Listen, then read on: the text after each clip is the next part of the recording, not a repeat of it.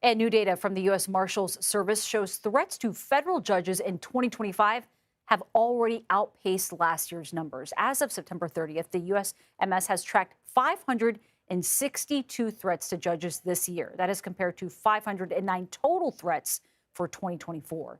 CBS News legal reporter Katrina Kaufman spoke to Florida State Judge Jennifer Johnson about an AI video threat she received from a man, and this was after she was involved in his sexual abuse case. But first, we do want to warn you, some of the details may be disturbing. Il arrive parfois que le fonctionnement habituel des institutions soit sensiblement modifié, non pas par le résultat immédiat d'une décision, mais par la manière dont celle-ci est mise en œuvre. Le 2 décembre, lors d'une audience fédérale à Washington, un épisode inhabituel a perturbé le fonctionnement normal des institutions dans les affaires, impliquant des personnalités publiques de premier plan. Au moment où le juge chargé de l'affaire signalait la fin de la phase de délibération préliminaire indiquant qu'il allait rendre son verdict, le défendeur, le président Donald Trump, se serait exprimé verbalement de manière directe et personnelle, affirmant « Si vous me condamnez, il y aura des conséquences ». Cette phrase a été prononcée en séance publique, consignée dans le procès-verbal officiel du tribunal et entendue par des fonctionnaires, des membres des équipes juridiques et des observateurs présents. L'impact de cet épisode ne s'est pas limité au contenu de la déclaration, mais aussi à sa forme, aux circonstances et à la réaction immédiate du tribunal. Au lieu de considérer cette déclaration comme un geste rhétorique déplacé ou de reporter la séance pour réévaluer le contexte, le magistrat a pris une décision procédurale immédiate.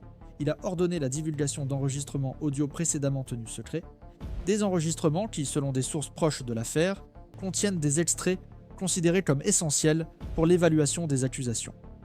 Ces enregistrements, dont l'existence n'était connue que d'une partie restreinte des opérateurs judiciaires, ont été intégrés au dossier de manière publique. Pour justifier cette mesure, le juge a fait valoir que, face à la tentative explicite d'ingérence dans le déroulement des travaux de la Cour, il était nécessaire de renforcer la transparence procédurale afin de préserver l'autorité institutionnelle du pouvoir judiciaire. Le discours de Trump a alors été officiellement intégré au dossier comme preuve potentielle d'entrave à la justice. Le ministère public a alors considéré cet épisode non seulement comme une infraction éthique ou un manquement à la procédure judiciaire, mais aussi comme un acte qui, en théorie, peut être qualifié au regard des dispositions fédérales relatives à l'intimidation des magistrats. Les juristes interrogés par des médias spécialisés ont souligné que, indépendamment de l'intention subjective du défendeur, la formalisation de la menace dans un registre public et son utilisation comme justification pour des mesures judiciaires supplémentaires créent un précédent ayant un poids considérable pour l'évaluation du comportement procédural des personnalités publiques jugées. Le caractère inédit de l'affaire réside non seulement dans le comportement attribué au défendeur, mais aussi dans la réaction institutionnelle immédiate. La tolérance historique face aux manifestations hostiles ou théâtrales au tribunal, en particulier lorsqu'elles sont le fait de personnalités très populaires, a été remplacée par une réponse rapide et assertive, fondée sur des dispositions légales et documentées de manière explicite. Ce changement dans le comportement judiciaire suggère que les tribunaux fédéraux pourraient être en train de revoir leurs propres limites opérationnelles face à des menaces directes à leur fonctionnement. Outre ces propos, le comportement de Trump pendant l'audience a été décrit par des sources présentes comme instable et extrêmement réactif. Selon certains témoignages, le président aurait haussé le ton, fait des gestes interprétés comme agressifs et interrompu à plusieurs reprises le discours du juge. La sécurité du tribunal a été préventivement mobilisée, et les membres de l'équipe juridique ont été invités à contenir l'escalade émotionnelle de la séance. L'ensemble de ces réactions a constitué le contexte factuel dans lequel la divulgation des enregistrements a été décidée, conférant à la décision judiciaire un poids interprétatif, plus large que la simple divulgation de preuves précédemment protégées. Ce qui rend cet épisode institutionnellement pertinent, c'est la combinaison d'une menace directe, d'une réponse immédiate et d'une reconfiguration du processus comme forme d'autodéfense institutionnelle. La divulgation de documents sensibles en réaction à une tentative de coercition lors d'une audience publique marque une rupture avec les pratiques de contention antérieures. Plus que la protection du déroulement d'une affaire spécifique, la décision du juge semble avoir été guidée par une compréhension élargie de la nécessité de réaffirmer les limites entre la fonction juridictionnelle et la pression extérieure. Il n'y a pas encore de consensus sur les effets à moyen terme de cette réponse, mais l'épisode est déjà considéré, dans les milieux juridiques et politiques, comme un tournant dans le comportement des tribunaux face à des personnalités qui contestent publiquement l'autorité des cours fédérales.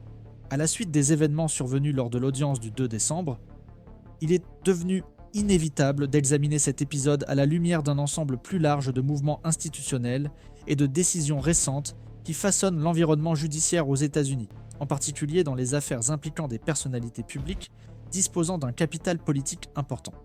La réaction immédiate du magistrat au comportement de Trump a été interprétée par des observateurs expérimentés non pas comme une initiative isolée, mais comme l'expression d'une accumulation de tensions qui s'intensifie entre le pouvoir judiciaire fédéral et certains comportements répétés par des accusés politiquement exposés. Cet épisode prend une autre dimension lorsqu'il est replacé, dans ce contexte, l'affirmation progressive des limites institutionnelles face aux tentatives d'instrumentalisation des audiences comme arène de mobilisation politique. C'est dans ce contexte que les décisions antérieures commencent à être réexaminées sous un angle nouveau. Dans des affaires antérieures impliquant le même accusé, plusieurs juges ont fait preuve de prudence dans le traitement des déclarations publiques ou des commentaires formulés au cours de la procédure. À certains moments, les déclarations publiques, faites en dehors du dossier, ont été interprétées avec souplesse, au motif qu'elles relevèrent de la liberté d'expression politique. Cependant, la répétition d'épisodes où le discours passe du politique au personnel et menace directement l'intégrité fonctionnelle des magistrats semble avoir redéfini les critères de tolérance interprétative. Ce qui pouvait, auparavant, être considéré comme une rhétorique enflammée est désormais interprété comme une tentative d'ingérence dans la fonction juridictionnelle, en particulier lorsque la manifestation a lieu au sein même du tribunal et est officiellement enregistrée. La convergence des organes et des secteurs du système judiciaire dans ce processus de réévaluation est visible. Le ministère de la Justice, bien qu'il ne se soit pas encore prononcé officiellement sur cet épisode spécifique, surveillait déjà, par l'intermédiaire de ses divisions de sécurité institutionnelle, l'augmentation des incidents impliquant des menaces à l'encontre de magistrats fédéraux. Des rapports internes font état d'une escalade des cas où les décisions judiciaires sont suivies de menaces anonymes, de tentatives d'intimidation, ou même d'attaques coordonnées contre les domiciles des juges. Certaines de ces affaires ont fait l'objet d'audiences devant la commission judiciaire de la Chambre des représentants, où des parlementaires des deux partis ont exprimé leur inquiétude quant à la sécurité du pouvoir judiciaire et à la nécessité d'une réponse coordonnée. Cette convergence aide à comprendre pourquoi la réaction de la Cour dans cette affaire récente n'a pas été seulement défensive, mais aussi affirmative. Dans ce contexte de préoccupation croissante pour l'autonomie institutionnelle, la figure du juge qui a présidé l'audience du 2 décembre est devenue, bien qu'involontairement, un nouveau modèle d'action face aux pressions extérieures. La décision de divulguer immédiatement les enregistrements audio, une mesure inhabituelle dans le cadre de procédures encore en cours, a été appuyée par des dispositions légales qui permettent de revoir la confidentialité des preuves lorsque l'intérêt institutionnel de la Cour est menacé. Selon des sources proches du cabinet du juge, la décision s'appuyait notamment sur l'argument selon lequel la tentative de coercition verbale à l'encontre d'un magistrat compromet non seulement l'impartialité du jugement, mais expose également la Cour elle-même à des risques de délégitimation publique. Ainsi, la décision de divulguer les documents visait principalement à préserver la confiance dans l'autorité du tribunal, et non à anticiper un quelconque jugement de valeur sur la culpabilité du défendeur. Cette inflexion prend tout son sens lorsque l'on observe le comportement d'autres tribunaux dans des affaires similaires. Dans des décisions récentes, les juges fédéraux ont commencé à inclure des avertissements explicites contre les comportements intimidants dans les dossiers judiciaires, ce qui, jusqu'à récemment, était considéré comme une exception. Il existe également des rapports indiquant que les tribunaux demandent un renforcement préventif de la sécurité lorsque des procès sensibles entrent dans des phases décisives, ce qui témoigne d'une perception plus claire des risques institutionnels associés à l'exposition publique des jugements à forte répercussion. À partir de là, il est possible d'identifier un alignement progressif, bien que non formalisé, entre les instances judiciaires qui, face à la répétition de certains comportements de la part de défendeurs politiquement mobilisés, commencent à agir de manière plus coordonnée et défensive. Dans ce contexte de convergence, le rôle de la presse et des analystes juridiques est également en pleine mutation. Les médias qui adoptaient auparavant une attitude prudente lorsqu'ils rendaient compte des incidents procéduraux impliquant Donald Trump ont, ces derniers mois, commencé à accorder une plus grande attention à la dimension institutionnelle des réactions judiciaires. Chroniqueurs, juristes et observateurs politiques ont fait valoir que la conduite des tribunaux fédéraux dans ces affaires doit être comprise non seulement comme une réponse à des individus, mais aussi comme un mécanisme de préservation de l'ordre juridique. Ce changement d'orientation contribue à renforcer l'idée que l'épisode survenu en décembre n'est pas isolé dans le temps ou dans l'espace, mais s'inscrit dans une tendance plus large de défense active du système face aux tentatives d'érosion de son autorité. S'abonner à cette chaîne est un moyen simple de suivre, avec plus de clarté et de continuité, comment les décisions institutionnelles sont liées au fonctionnement réel de la politique aux États-Unis. La menace verbale proférée par Donald Trump lors de l'audience du 2 décembre a déclenché une vague de réactions diverses parmi les experts juridiques, les analystes politiques et les spécialistes des institutions américaines. Bien que le juge chargé de l'affaire ait considéré cette déclaration comme une tentative d'intimidation, il n'existe à ce jour aucune interprétation unanime quant à sa qualification juridique.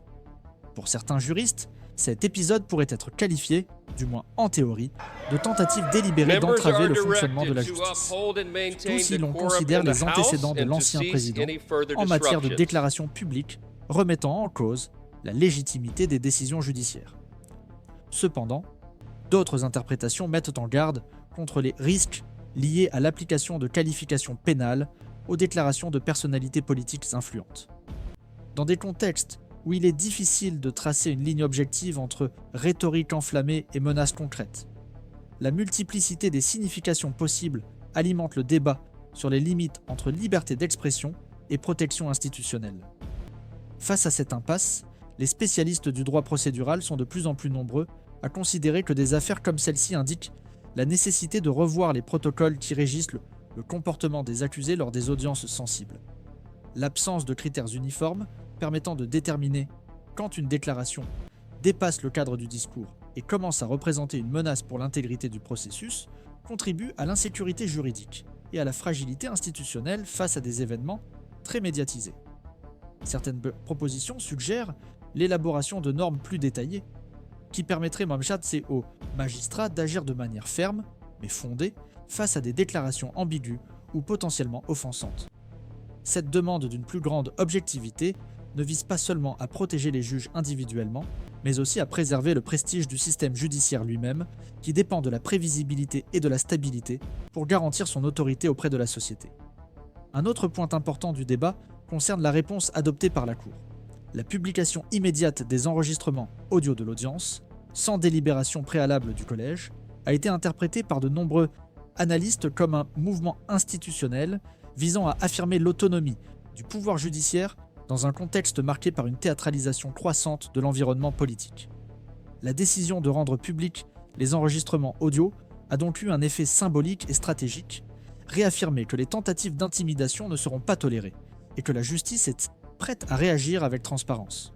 Cependant, tout le monde n'est pas d'accord avec cette approche. Certains la considèrent comme une réponse émotionnelle, peut-être précipitée, qui pourrait être exploitée par la défense comme preuve de partialité. Dans ce contexte, l'action de la Cour entre dans une zone de tension. En se défendant contre des attaques symboliques, elle court le risque d'être accusée d'agir de manière réactive et de compromettre son impartialité devant l'opinion publique et les tribunaux supérieurs. Dans le domaine politique, l'épisode a rapidement eu des répercussions parmi les parlementaires, divisant les opinions et mettant une fois de plus en évidence la polarisation institutionnelle. Certains secteurs du Parti démocrate ont commencé à exiger que ces propos soient immédiatement qualifiés de crime fédéral, arguant que l'intégrité du système judiciaire doit être protégée contre les attaques, même lorsqu'elles sont déguisées en rhétorique politique. Les alliés de l'ancien président ont quant à eux adopté une interprétation opposée, soutenant que la déclaration avait été sortie de son contexte et qu'elle ne représentait qu'un coup de gueule face à un processus qui accumule déjà des moments de grande tension.